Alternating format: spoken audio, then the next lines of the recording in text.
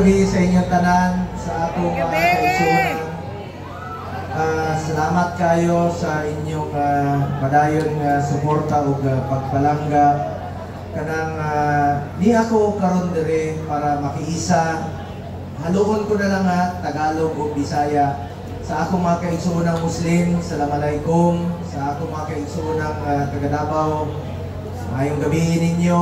May mga bisita rito, alam ko, may kahapon, nakita ko mga taga Cagayan Valley, taga Nueva Ecija, taga Jensan, kanina na iniduol.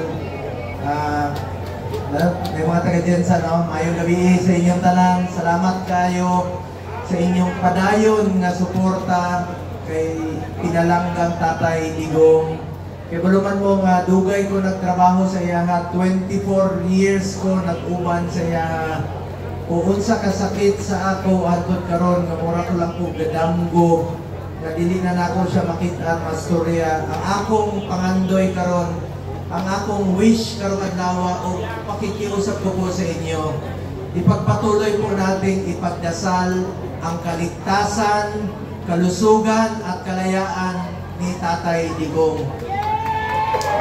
Habang hindi nakaka-uwi si Tatay Digong, walang katahimikan ng Pilipinas. Maalala niyo noon, nandito si Tatay Digong 2016 hanggang 2022. Tahimik ang buhay natin. Hindi lang sa Davao, buong Pilipinas. Ako mismo, kasama niya ako, umiikot kami sa buong Pilipinas. Pupunta kami ng Ilocos Sur. Nag-inaugurate siya doon ng mga highway. Ang gaganda po ng kanyang programa, yung Build program. Punta kayo ng Lanao del Norte sa Osamis. 7 minutes na lang ang tulay. Tingnan nyo dito sa Coastal Road. Guwapo kayo ang Coastal Road. Kasi ginagamit ang pondo ng bayan sa tama. Ngayon, nalulungkot po ako. Ang gulo po ng ating bayan ngayon, kita nyo nangyayari sa Manila. Kaya patuloy po nating ipagdasal ang ating mga kababayang Pilipino. Hindi lang dito sa Mindanao, pati na rin po sa Maynila at sa Visayas. Pilipino tayo, Muslim, Kristiyano, ano man ang ating tribo. Pilipino tayo, magmahalan po tayo.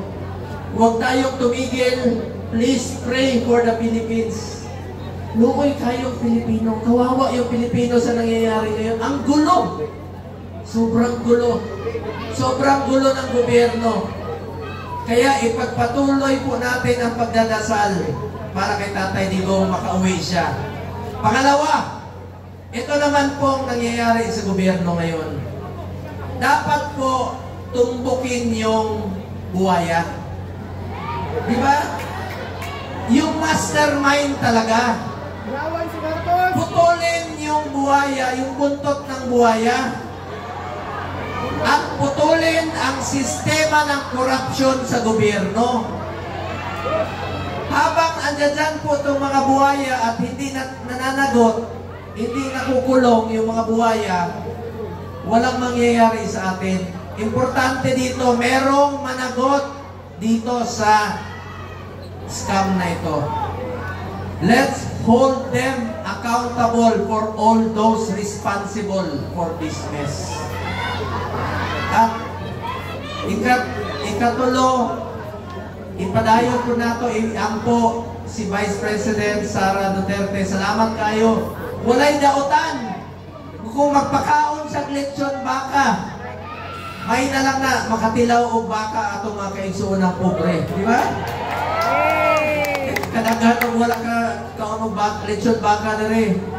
So, lami man na, salamat kayo ug iampo nato, ipagdasal natin si Vice President Inday Sara Duterte na safe siya sa iyahang paglalakbay sa iba't ibang parte ng bansa para naman po makumusta ang mga kababayan nating OFW. Alam niyo mga OFW, lisod kayo, mamapalayo sa pamilya. Malipay na sila, makakita ang leader nila nagahigugma sa ila. So, ikaupat, nalang ko i-share sa inyo. Kining PhilHealth ba? Kahapon, nakabasa mo, giuli daw nila tong 60 billion, di ba? Last July of 2024, nag-hearing na ko ana. Ingon ako, ayaw kuha ang kwarta sa PhilHealth kay para na sa health. PhilHealth, health ng Pilipino, pera ng Pilipino yan. Ngayon, nagmamadali silang ibalik yung pondo, pero dapat hindi ginalaw yun. Maraming pasyente ang takot magpa-hospital, maraming namamatay dahil ayaw magpa-hospital. Ngayon, ang nangyayari, nagmamadali sila ibalik yung ginamit nilang 60 billion. Saan pa ginamit yung 60 billion? Unprogrammed funds? Ano yung unprogrammed funds?